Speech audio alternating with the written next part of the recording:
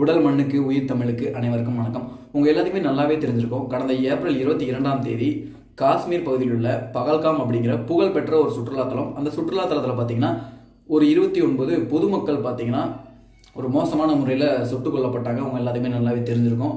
அந்த சுட்டுக் கொல்லப்பட்டதை தாண்டி அது யார் அட்டாக் பண்ணா, இது பாகிஸ்தான் ராணுவம் தான் பண்ணியிருக்கு, இல்லை இது டெரரிஸ்ட் பண்ணியிருக்கு, நம்ம இந்தியா சேர்ந்தவங்க எல்லாருமே பார்த்தீங்கன்னா பொதுமக்கள்லேருந்து இல்லை எல்லாருமே ஒரு 90%, அதாவது 90% பேர் பார்த்தீங்கன்னா இதை பாகிஸ்தான் தான் பண்ணியிருக்கு அப்படிங்கிறாங்க. ஒரு சில பேர் இல்லை, இந்த பாகிஸ்தானில் இருக்க தீவிரவாத குழு இப்படி பண்ணியிருக்கு அப்படின்னு சொல்கிறாங்க.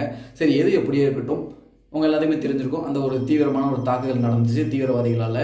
அதே மாதிரி இன்றைக்கி பார்த்தீங்கன்னா கடந்த 1 மணி அளவில் பார்த்தீங்கன்னா இந்திய ராணுவம் அதுக்கு ஒரு பதிலடி கொடுத்ததாக அவங்க அஃபீஷியலாகவே அறிவிச்சிருக்காங்க அவங்களுடைய ட்விட்டர் பக்கத்தில்.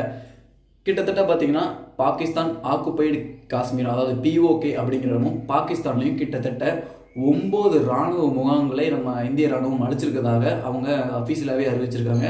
அந்த கிட்டத்தட்ட 24 ராக்கெட்டுகள் போயிருக்கு, மிசைல்ஸ் 24 ராக்கெட்டுகளை வச்சு 9 தீவிரவாதிகளோட முகாம்களை நாங்கள் அழிச்சிருக்கோம். அதே மாதிரி அந்த மிசைல்ஸ் அனுப்புனதில் கிட்டத்தட்ட 70 பேர் இறந்துருக்காங்க அப்படிங்கிற ஒரு தகவலும் இப்போ வெளிவந்திருக்கு. உங்கள் எல்லாருமே நல்லாவே தெரிஞ்சிருக்கும். பாகிஸ்தானில் இருக்க இப்போ இருக்க அந்த தீவிரவாத அமைப்பு பேர் பார்த்தீங்கன்னா லஷ்கரே தெய்பா, ஜெய்சி முகமது அப்படிங்கிற அமைப்புகள்லாம் பார்த்தீங்கன்னா அட்டாக் பண்ணியிருக்காங்க. இது எங்களுக்கு கிடைச்ச வெற்றி, நீதி கிடைச்சிருச்சு அப்படிங்கிற மாதிரி இந்திய ராணுவம் தன்னுடைய அவங்களுடைய ட்விட்டர் பக்கத்தில் பதிவு போட்டிருக்காங்க. இதை பார்த்தீங்கன்னா ஒட்டுமொத்த இந்தியா முழுக்கமே பார்த்தீங்கன்னா மிகப்பெரிய அளவில் கொண்டாடப்படுது. ஏன்னா கிட்டத்தட்ட 2 வாரங்களுக்கு மேலே ஆச்சு, என்னடா இந்தியா இன்னும் பதிலடி கொடுக்கும்னு பொதுமக்கள் எல்லாமே காத்துக்கிட்டு இருந்தாங்க. கடைசியாக ஒரு வழியாக கொடுத்தவொடனே மக்கள் எல்லாமே சந்தோஷமாக இருக்காங்கன்னு கேட்டிங்கன்னா சந்தோஷமாகவும் இருக்காங்க. ஏன் இப்படி பண்ணுச்சு அப்படிங்கிற மாதிரி கேட்குறவங்க நிறைய பேர் நம்ம பார்க்க முடியுது. நமக்கெல்லாம் எங்கே ரொம்ப கஷ்டமாக இருக்குன்னா, இந்திய ராணுவம் ஒரு காஷ்மீர் எல்லை பகுதியாக இருக்கட்டும், இல்லை குஜராத்தாக இருக்கட்டும், ஒரு அஸ்ஸாமாக இருக்கட்டும், இந்த மாதிரி அருணாச்சல பிரதேசம் இருக்கட்டும், அந்த மாதிரி எல்லை பகுதியில் இருக்க மக்களுக்கு ஏதாவது ஒரு துன்பம் ஏற்பட்டாலோ, இல்லை அங்கே இருக்க தீவிரவாதிகளால் அந்த மக்களுக்கு ஏதாவது ஒரு கேவலமான ஒரு விஷயம் ஏற்பட்டாலோ இந்திய ராணுவம் ஒரு பதிலடியை கொடுத்துட்றாங்க. பதிலடி கொடுக்குறாங்களோ இல்லையோ அவங்களுடைய அந்த கண்டனத்தையும் தெரிவிக்கிறாங்க. ஆனால் இலங்கை கடற்படையினால் நம்ம மீனவர்கள் இது வரைக்குமே பார்த்தீங்கன்னா 850 மீனவர்கள் கொல்லப்பட்டிருக்காங்க. கடந்த ஆண்டில் கூட கொல்லப்பட்டாங்க.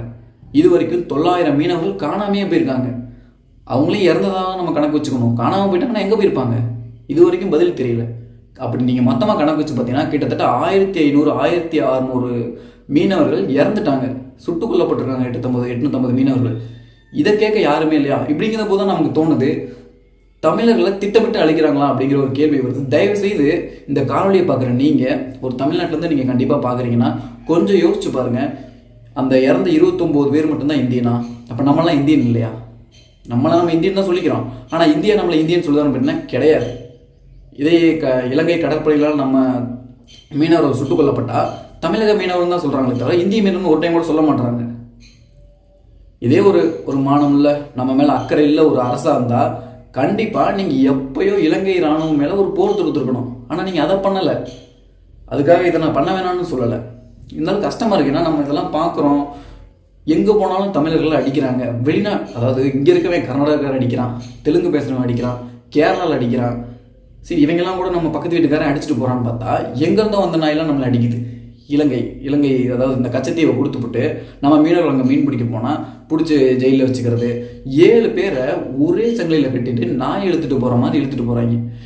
அதாவது அவன் இழுத்துட்டு போய் மொட்டை அடிச்சு விட்டது. இதெல்லாம் பார்த்தீங்கன்னா நம்ம தமிழக மீனவர்கள் இல்லை, நம்ம மொத்த தமிழர்களுக்கே அவங்க மொட்டை அடிக்கிறதா தான் அவங்களோட எண்ணமே. அதுதான் என்னுடைய கேள்வி. என்னன்னா, இந்த எல்லை பகுதியில், அதாவது வட மாநிலங்களில் இருக்க எல்லை பகுதியில் செத்தா மட்டும்தான் இந்தியனா?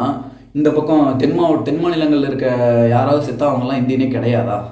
இப்படிங்கிற கேள்வி கண்டிப்பாக உங்கள் மனசில் ஓடணும். ஓடி இருந்தால் உங்கள் எல்லாத்துக்குமே, தமிழர்களாகிய நம்ம எல்லாத்துக்குமே இது ஓடி இருந்தால் கண்டிப்பாக நம்ம மீனவர்கள் கண்டிப்பாக இனிமேல் இலங்கை ராணுவம் தொடமாட்டான். இப்போ உங்களுக்கு எல்லாமே நல்லாவே தெரிஞ்சிருக்கும். இப்போ தான் முதல் முறையாக ஆந்திரா துணை முதல்வர் பவன் கல்யாண் அவர்கள் ஒரு குரல் கொடுத்துருக்காங்க. அதுக்கு முன்னாடி அவங்க மேலே பல கேள்விகள் இருக்குது, இருந்தாலும் ஒரு குரல் கொடுக்குறாங்கல்ல, அதுக்காகவே பார்த்தீங்கன்னா அவருக்கு ஒரு நன்றியை தெரிவிச்சுக்கணும்.